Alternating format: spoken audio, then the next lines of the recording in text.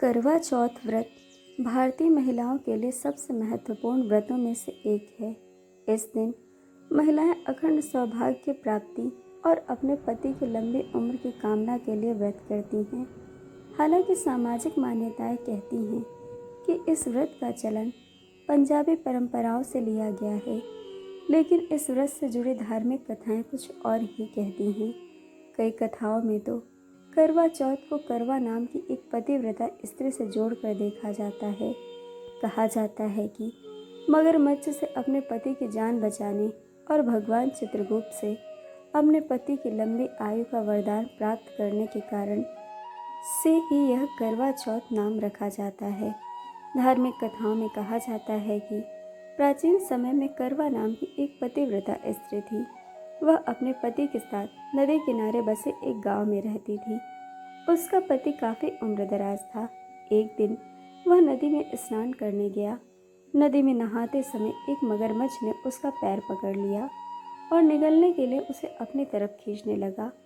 इस पर वह अपनी पत्नी का नाम लेकर करवा करवा चिल्लाकर अपनी पत्नी की सहायता के लिए बुलाने लगा। करवा पतिव्रता स्त्री थी और उसके सतीत्व में बहुत बल था।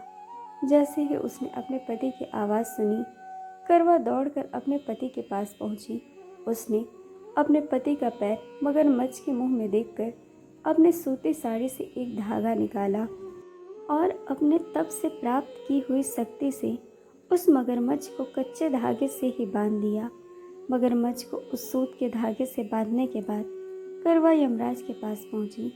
यमराज उस समय भगवान चित्रगुप्त को खाते देख रहे थे। करवा अपने हाथ से लाई हुई 7 सीकों को झाड़ने लगी। इससे यमराज के खाते इधर उधर बिखर गए। उनका ध्यान करवा पर पड़ा। यमराज ने रुष्ट होते हुए पूछा, देवी तुम क्या चाहती हो? इस पर करवा ने कहा कि यमराज, एक मगरमच्छ ने मेरे पति का पैर पकड़ लिया है। आप अपनी शक्ति से उस मगर को मृत्यु दंड देकर अपने लोक नरक ले जाओ। इस पर यमराज ने कहा कि मगरमच्छ की आयु अभी शेष है। समय से पहले मैं उसे मृत्यु नहीं दे सकता हूँ। इस पर करवा ने कहा, यदि आप मगरमच्छ को मारकर मेरे पति को दीर्घायु होने का वरदान नहीं देंगे तो मैं अपने तप से प्राप्त की हुई शक्ति से आपको नष्ट होने का श्राप दे दूंगी। वहीं करवा की बात सुनकर भगवान चित्रगुप्त सोच में पड़ गए।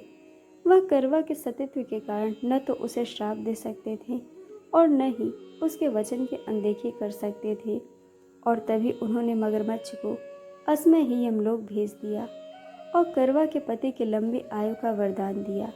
साथ ही चित्रगुप्त ने करवा को आशीर्वाद दिया कि तुम्हारा जीवन सुख और समृद्धि से भरपूर होगा। करवा का अपने पति के जीवन की इस तरह से रक्षा करने के कारण भगवान चित्रगुप्त ने खुश होकर करवा को यह वरदान भी दिया कि इस तिथि पर जो भी महिला पूर्ण विश्वास और आस्था से व्रत और पूजन करेगी, मैं उसके सौभाग्य की रक्षा करूंगा। उस दिन कार्तिक मास की कृष्ण पक्ष की चतुर्थी तिथि होने के कारण करवा और चौथ के मिलने से इस व्रत का नाम करवा चौथ पड़ा था।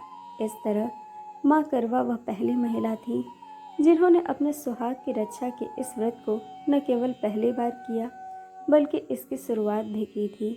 इस व्रत के बारे में यह भी कहा जाता है कि भगवान श्री कृष्ण जी के कहने पर द्रौपदी ने अर्जुन के लिए करवा चौथ का व्रत रखा था। इस व्रत का उल्लेख वाराह पुराण में भी मिलता है। तो यह थी करवा चौथ व्रत के प्रारंभ होने की कथा। दोस्तों, कहानी आपको कैसी लगी यह हमें कमेंट करके ज़रूर बताइएगा और चैनल को सब्सक्राइब, वीडियो को लाइक शेयर करना बिल्कुल मत भूलिएगा। वीडियो देखने के लिए आप सभी का बहुत बहुत धन्यवाद। जल्द मिलेंगे एक और नए वीडियो के साथ।